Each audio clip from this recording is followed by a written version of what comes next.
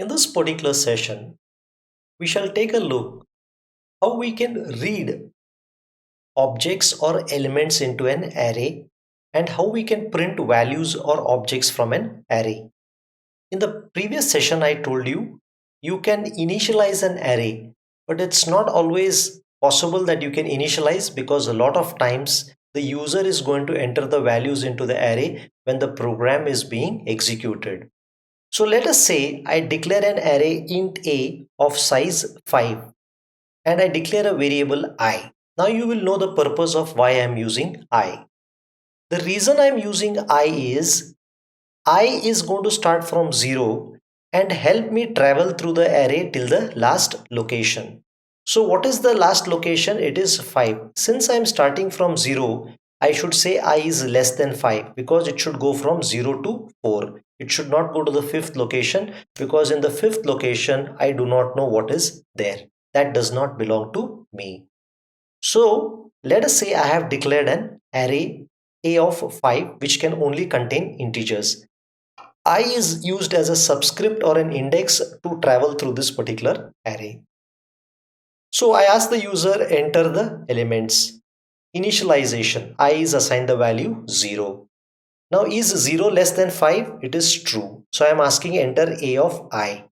I is replaced with 0. A of 0. Let us say I enter 92. So in the 0th position 92 is entered.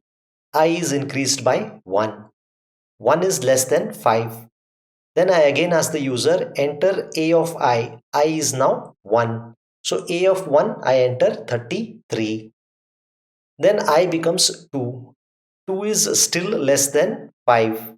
So now I ask the user enter a of 2. Let us say he or she enters 46. So a of 2 happens to be 46. I is increased by 1. I becomes 3. 3 is still less than 5. I say enter a of 3. I enter 55. Now I becomes 4. 4 is still less than 5. We are perfectly fine. So a of 4 I enter 49. I now ends up becoming 5. 5 is not equal to 5 nor less than 5. So this condition fails and you come out of the loop. You need to understand one thing here. Generally, almost always for reading and printing from the array, you will always use the for loop because it is very compact. It provides you initialization, increment and a test condition in a single line. You can do it using a while, do while or anything, but it is more convenient and as a practice always you use the for loop. Second reason for using the for loop. I know the starting value. I know how many numbers or elements are going to be entered. So generally when you know the beginning, when you know the end, how many times the loop is going to execute, you will always use the for loop as a convention, not a rule. It is a practice. Now, suppose I have to print 5 elements. It's really easy. So what I do is I set a width of 5. So there are 5 spaces to print each number. So I am again making I equal to 0. I is less than 5. Okay, 0 is less than 5. I am printing A of 0. A of 0 is going to be 92 is printed.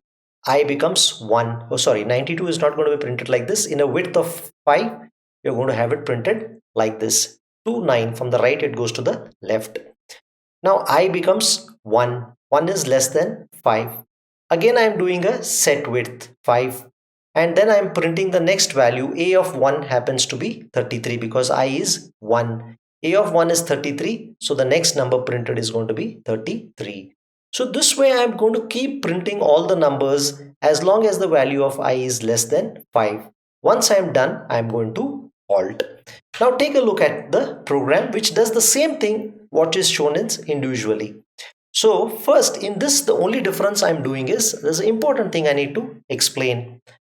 I have declared an array A of size 50, but it may so happen that the user may have only 5 numbers to enter or 10 numbers to enter. So when I say enter the size of the array, n is going to hold how many actual numbers the user is going to enter. Although the capacity is 50, user may enter only 5 numbers, 10 numbers, 40 numbers, 48 numbers and so on. So n will store that particular thing.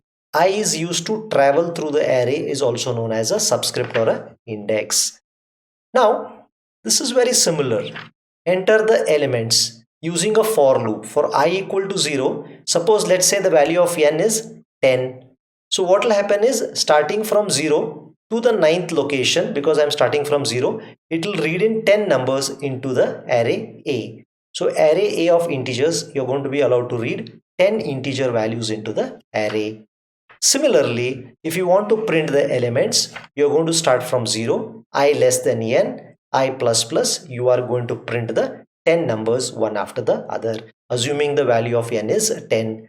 But you should be careful that n does not exceed 50, because you have only a capacity of 50 that you have declared that you are going to have maximum 50. So that is some check you can do later on when you're writing your own programs. So this should help you understand how do you read elements, how do you print elements, and you take n, which represents the actual number of numbers you want to enter.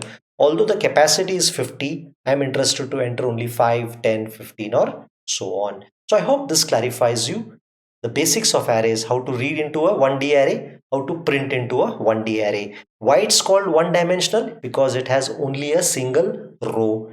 Once it has more than one row, then it becomes a multi-dimensional array or a matrix as you use in maths.